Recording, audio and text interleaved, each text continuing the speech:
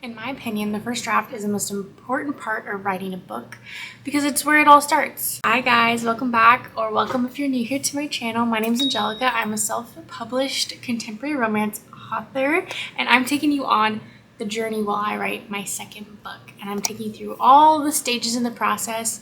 In this video, I'm going to talk about the first draft, show you myself completing my first draft, and giving you some tips for you if you're like in the middle of writing it, you want to write a book, you have nowhere to start. And even though I typically write in like the romance genre, this really can apply to any type of book. My tips are very generic and hopefully they help you. So definitely let me know, like and subscribe if you want to see more videos like this talking about my writing journey.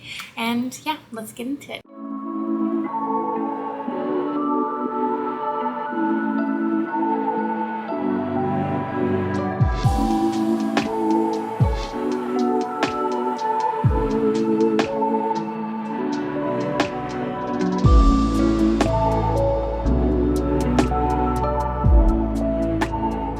First tip is to prep. Before you even start writing your book, get your prep down. So that means your outline, your characters, your locations.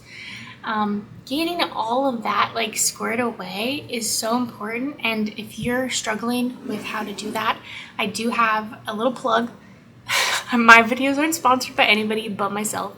So I do have an Etsy listing, which is a Notion template that contains an outline, all of the stage gates that include for writing and self-publishing your book, and also some character profiles and location profiles to help you kind of like build your story, build your people, etc. So I'll have that link in the description. I love writing an outline first, and I tend to keep it very like vague in each of my chapter points, but it helps especially if you're writing different POVs.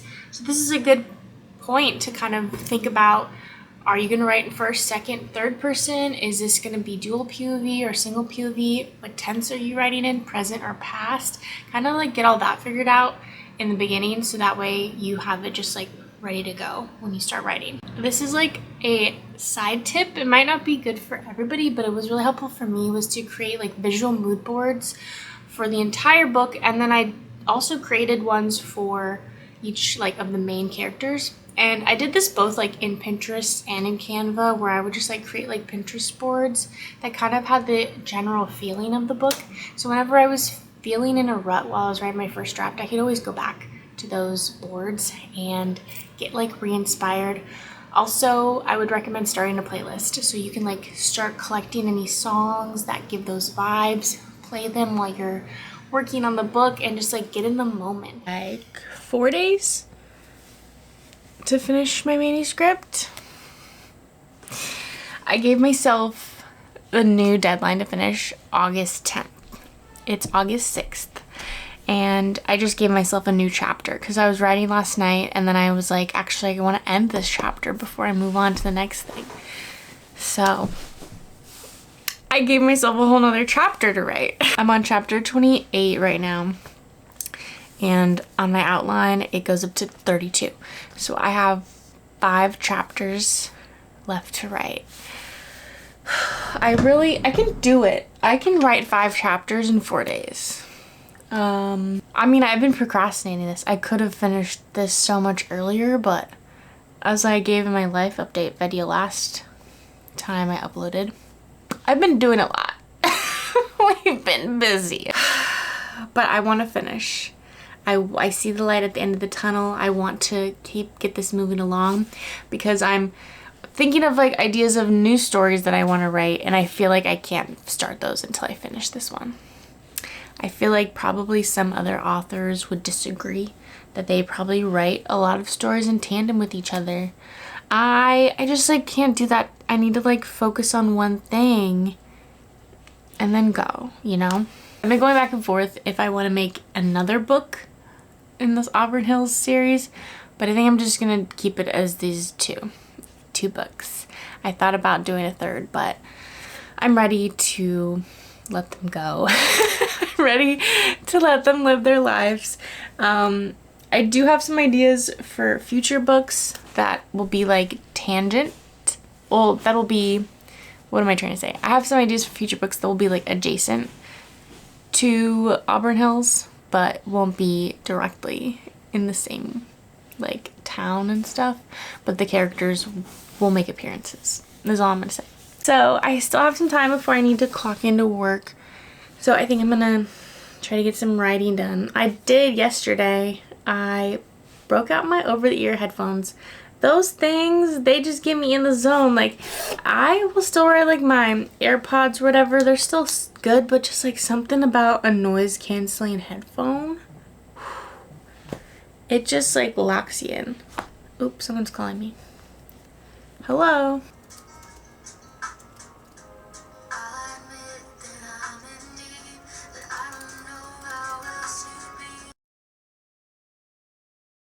My second tip, which is probably the tip you'll probably see most often, which is like just start writing. Just like start writing your first draft. Just go from there. And if you wrote your outline first, you should be able to like flow into your first draft pretty easily. Nobody is reading this version besides you. So like, don't put so much pressure on yourself for this to be perfect. It's not supposed to be perfect. It's your first draft. It's supposed to have errors and gaps and holes and not make sense. Like, that's fine. Like, you just need to get the story out of your head. You need to leave placeholders. I tend to like leave brackets in my writing. I'll put some on the screen here, like of names or locations or scenes. Just like if I'm in the zone and I don't really know what to put here, I'll just like put this thing here, so like me doing my next draft can fill that in. This next tip kind of goes hand in hand with the first one, which is don't edit while you write. Like, just write it. Just write it, the whole thing, edit in the second draft. I made this mistake like when I wrote my first book. During the first part of the first draft, I would like go back and reread it and rewrite it and edit it, and it just like took me way longer. And I think it's okay if you want to like go back and like reread the chapter before you wrote when you're like starting in your session, just to like get back in the flow, but like really try to refrain from editing. So it's been like a month since I probably last checked in. I don't know when that was, but I know it's been a month since I've written anything because my Word document has told me so. There was some interruptions between my writing productivity and the routine of it all. I went on a work trip. I'm in a new location. I'm trying to force myself to get back. I'm so close to finishing, and I feel like I'm just about at that home stretch right now. I have probably like another paragraph to write, and then I'll be done, and then I need to write the epilogue, and then I'll be done with the first draft. And crazy, it's taken me so long to write this. I was hoping to write the second book faster, but life, man, it just it catches up with you, and especially if you don't have like a diligent routine, it can take you a lot longer than what you want. This morning though, I was determined to get back into a routine. Went to the gym, found a cafe near me. It was really cute. I sat outside and I did some writing. I had some pastries, and then I was getting too hot, came back home, and I sat in the chair and wrote for like 2 hours straight. Incredible. I'm gonna continue sitting here. It's only like 7 p.m. so I want to write maybe until like 8 and see what I can get done in that time. Okay, let's hope I can finish.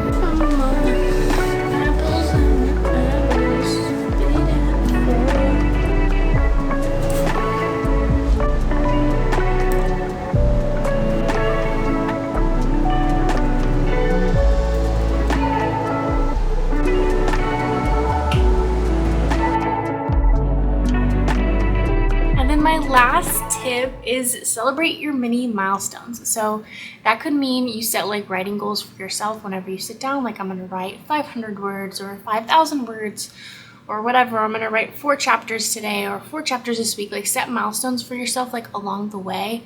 Set dedicated times that you're writing. So like if you're gonna write several days a week, every day of the week, what time you're writing, like make it either like a scheduled thing or just set a loose goal, like I'm gonna write twice this week, and that could be any time that you find to write.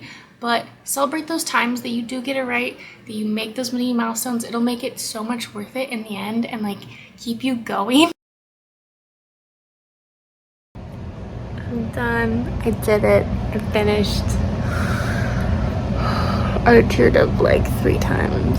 It's so sad to finish this. This is the last Auburn Hills book. So now I have to read it all over again. But that means the first draft is finally done. Huzzah. You can do it too. You can write a book too. We can do this together. Stay tuned for next, where I write my second draft and hand it off to beta readers. I am so happy that I finally finished my first draft.